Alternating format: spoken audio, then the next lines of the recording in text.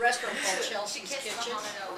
And I'm sitting here, my family's sitting there, and the door's back there, and all of a sudden they get real quiet, and they go, and they said, it's Muhammad Ali. And my heart started to pound. I was like, God, I turned around, and there he was with his wife and his family, and this young white boy who I think is his like physical therapist. He has Parkinson's, and they sat down, and so we ate, and then on the way out, I think one's for Dan. One's for Dan. Right there, he's sitting here, someone else is sitting here, and the guy says, do you want to meet someone? Muhammad Ali turned around, he gave me his hand, and I shook his hand. I didn't say anything stupid. I just said, it's so amazing to shake your hand.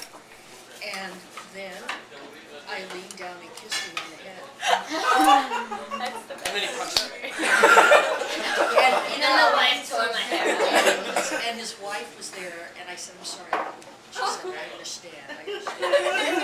So That's awesome. it's one of those times I'm so glad I did Who is that it? instead of Oh, that's me.